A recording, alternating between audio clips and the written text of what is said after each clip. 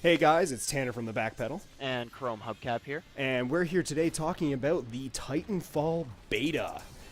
Beta came out, what do you say, week ago? Week and a half? Week ago or so, the main beta came out on the 14th, came out on Valentine's Day. Which is good and for all went those until single the guys out 19th. there. Alright, and is it open beta, or is it... Well, you had to send in an application for it, but then it became open beta to everyone with an Xbox One, I think on the 18th, just for the last day when they extended it. Okay, so on the last day of the closed, pretty much Yeah. went open. Which is fantastic, and for those who don't know, Titanfall is basically a first-person shooter with giant robots. Yes, and it's incredibly fun. I mean, as far as first-person shooters go, they're all pretty much the same. It's transferable from one first-person shooter to the next. You got a gun, you shoot people, you get points. Yeah. The difference with this one is, again, like you said, giant robots. Which is fantastic. Like, I myself have not played the game, but you were lucky enough to obtain the legendary Xbox One. Yeah. Or the infamous Xbox One, I guess, at this point. It depends on how you want to look Depends at on how you look at it. If you're Sony or Microsoft, I'll let you guys make that decision. But you were lucky enough to get into it, and I saw you play it. I'm not a big first-person shooter guy. I'm mainly an MMO. And other various easy video games. But from what I saw, there was lots of giant robots, explosions, and shooting, which is always attractive in a video game. Well, see, the thing I find good about this one is Respawn Entertainment. For anyone who doesn't know, they were a part of the group that made the Call of Duty series, which for name a long I can't time. remember. Yeah.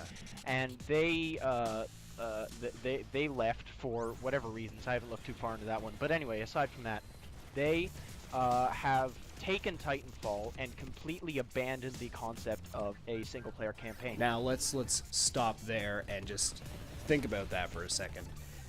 There is no campaign for Titanfall. There's No no campaign whatsoever. Is there a storyline?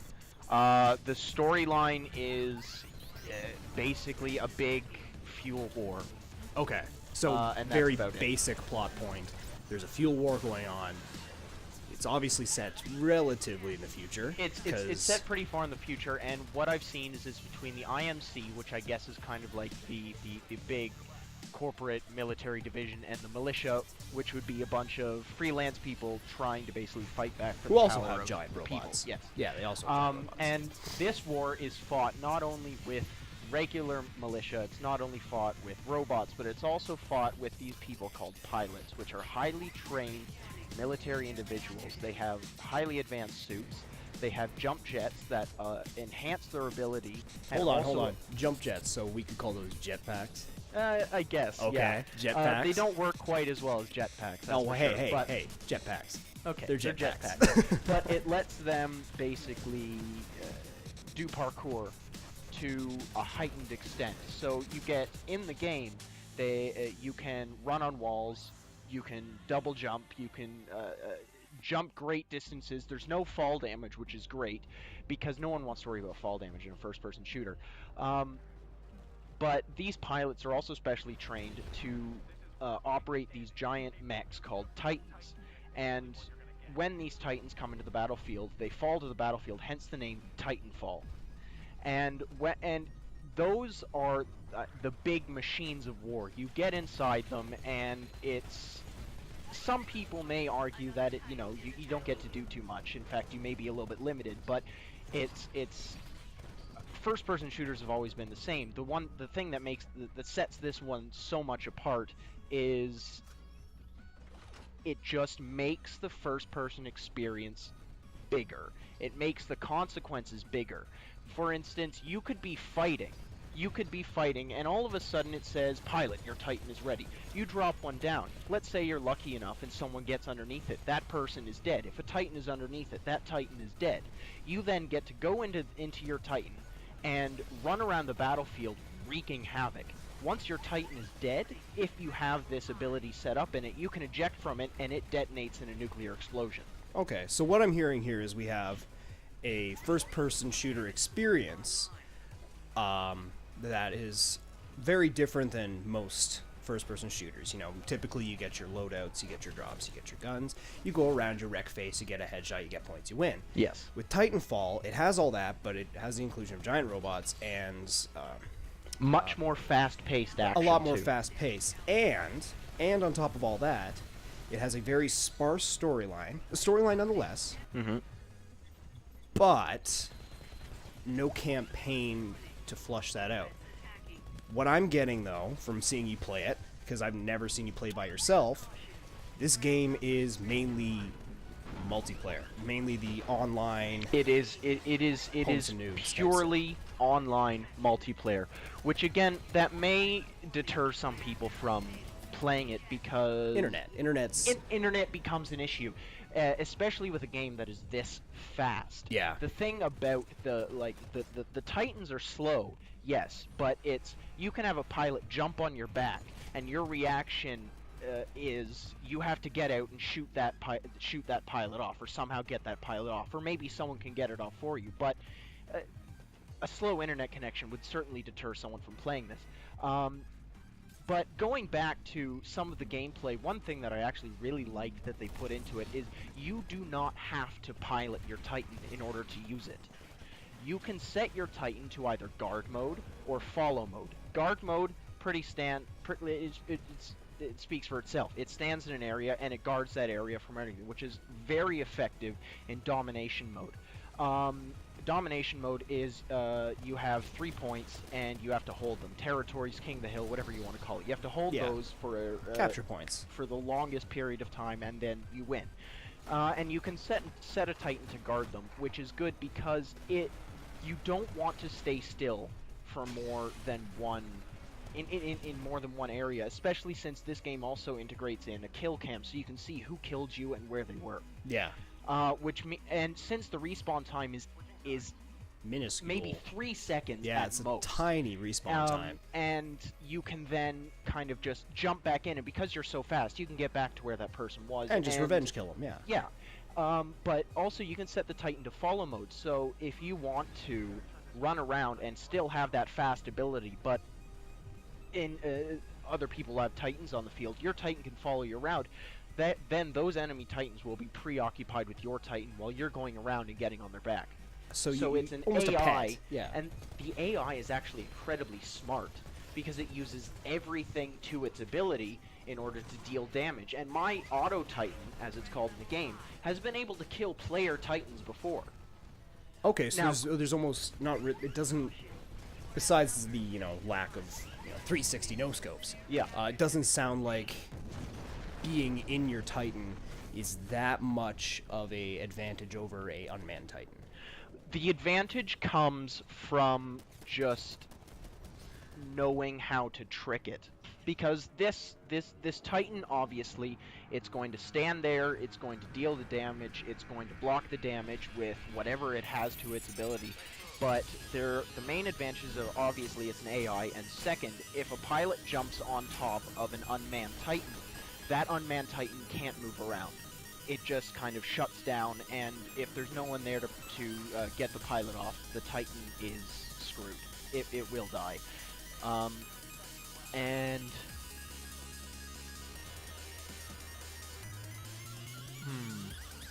I've lost my train of thought. Your train of thought has derailed. Well, that sounds intriguing.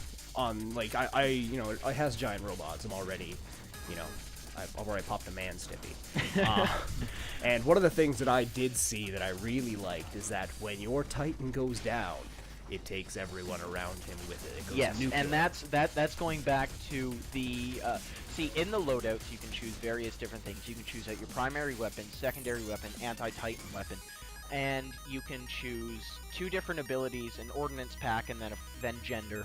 But also with the Titan, you can choose your chassis, which you couldn't alter in the beta, but you can't. But we have seen a few with these things called. I don't remember what they're called. Burn cards, that's what they're called, burn cards. And these burn cards are essentially one-use power-ups that you can use per spawn. If you don't die, it carries on for however long you stay alive, and if you don't die throughout the entire game, then you get to keep it on throughout the next one, I believe. I'm not entirely sure. But these burn cards are better weapons, powered up weapons, faster movement, better radar, and we have seen different looks of Titans as well. We've seen the Ogre and we've seen the Strider. The Ogre has more shields and has a different core ability. The Atlas has a damage core, the Ogre has a shield core, the Strider has a movement core. And these burn cards really give you an edge because one of the ones I really liked was the full auto shotgun, which was a burn card. Because the regular shotgun, it's a pump shotgun, it's 6 shots, but the full auto shotgun, it gives you an edge because there's no delay then, especially when it comes to capture points, when you're turning around a corner and there's someone there, and if you don't have that delay with your shotgun, you can just rip them apart. Well, yeah, any shotgun that does not have any delay Yes. between the shot is going to destroy pretty much anything. Oh, it destroys everything. And there are some very satisfying assassinations as well. You go behind someone and you basically turn their head completely around. You can't tell, but I'm making a face right now. Yes, he's making quite a face. And these burn cards give a very specific edge. It makes this first-person shooter just a little bit more special, and I'm very excited for what they're going to come out with in the next one, because there's going to be probably a few more game modes, way more maps, more customization on your Titan, which I'm really looking forward to because everyone loves a giant robot. Well, of course. Now let's take a step back there. You said different game modes. Now, in beta, there are how many game modes? There was Attrition, which is Deathmatch, Domination, which was Territories, and then there was Last Titan Standing, which everyone spawns in a Titan. Ooh. No respawns. Okay. Eliminate the enemy team. Alright. And so you start in your Titan on one of the 2 maps that you got to start off on, and you run around, you shoot the other person, and it really is. It is Last Man Standing. However, the difference between this and Last Man Standing is when your Titan dies, you're not dead unless you somehow got caught, because there are Titan assassinations as well. If you get to a Titan when it's in doomed state, which is when it's about to die, you can rip the pilot out. Both pilot and Titan are dead. But if the pilot stays alive, it then becomes it's a more intense version of Last Man Standing. Man versus machine. Yes, I like think it. we've seen this somewhere before. Well, yeah, it sounds familiar. But, okay, so there's 3 game modes in the beta. There's probably going to be more at launch. How many maps does the beta have right now? The beta has 2 maps. Okay. There's Fracture and there is Angel City. Okay, let's do a little quick thing about them. Fracture is what? Fracture is a very wide open spot, broken down buildings. Okay, it's and very cityscape. No, the cityscape is mainly Angel City. Fracture it was described as a colony for the privileged that was completely destroyed during just aggressive mining operations. We are the 99%. Yes. And this map, I find, was the best ones for Last Titan Standing because there were no corners. Well, there were some, but it was mainly just big open areas, cliffs, hills, all that kind of stuff. Angel City, however, is very tight corners, but it is the perfect place for a pilot because I was able to wall run all the way across the map. If you know where to jump to, you can wall run for as long as possible. Okay, so if you're out of your Titan in that particular area, you're very mobile. Oh, you're very mobile, okay. And that is the advantage that you have over the Titan, is because the Titan is so slow in comparison, so clunky. If they had a giant robot that could move, the speed of your typical parkour artist, you'd be screwed. Terminator. There you go. Yeah. And one thing I'd also like to touch up on before we wrap it up here is also inside these game modes there are AI as well. On both teams, there are the militia, the grunts, as you were, and there are the specters. And these AI, they're not threatening, but if you are on your last legs, if you've taken a few hits and you're close to death, they can kill you if you're not aware. They're mainly there as in attrition. They can gain you points. but also in domination mode, and especially in Last Titan Standing, they serve as an excellent distraction.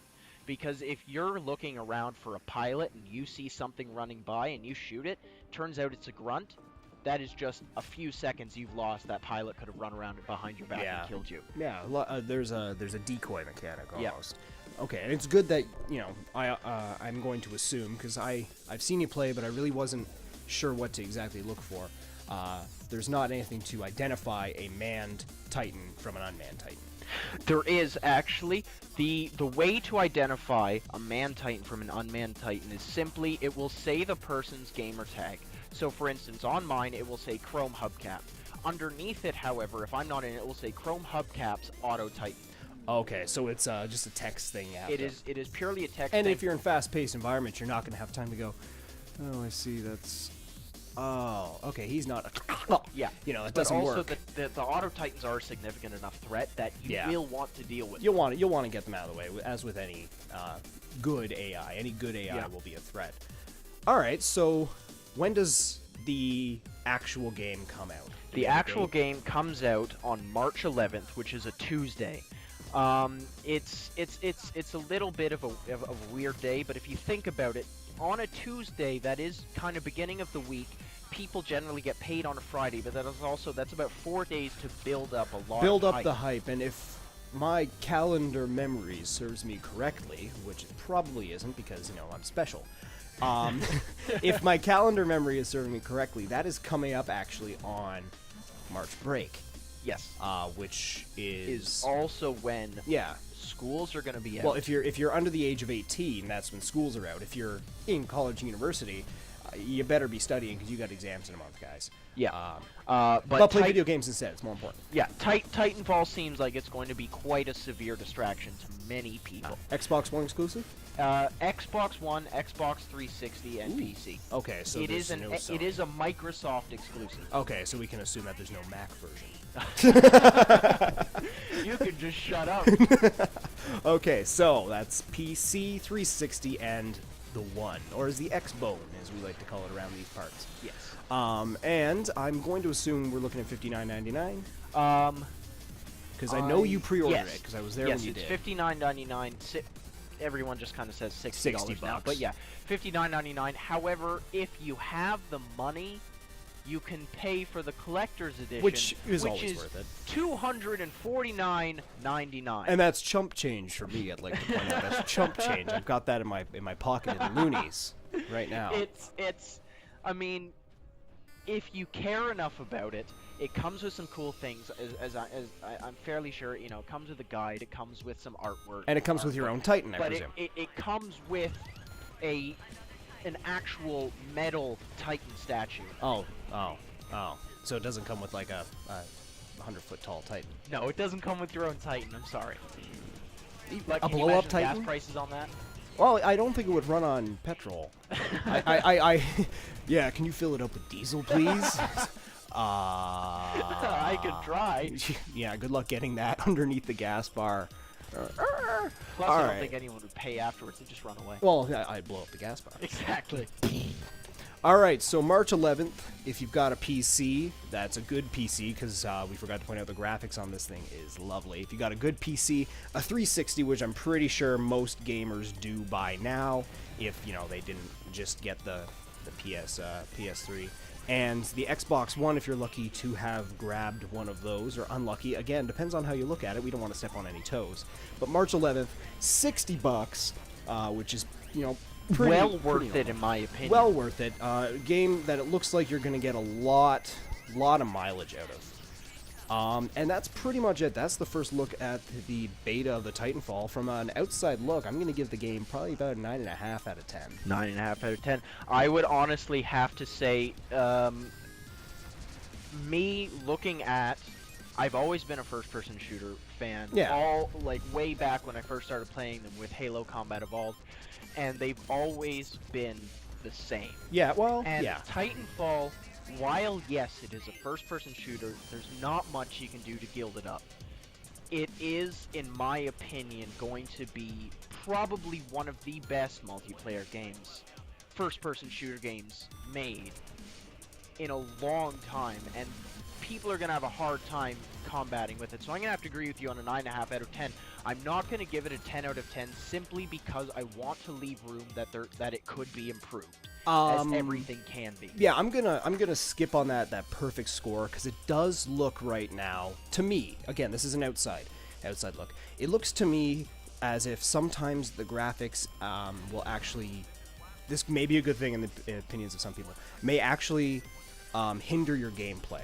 A lot of the explosions and whatnot, and the rapid change in views may be a little overwhelming for those who are a bit slower. We don't judge you, but if you're a bit slower, you know, the smoke, and when you get launched, that's another one. Yep. It may be a little too fast-paced for some people, but hey, if you're into that kind of thing, I'd say pick it up. I'm probably going to grab it, and I've never been a fan of first-person shooters. In terms of single-player gameplay, it's currently got my favorite campaign. But yeah, I don't think there's any more we can say on No, I think that's about it. Yeah, and we've been rambling on for a bit here. So without further ado, this has been Tanner from the Backpedal. I'm backpedaling out.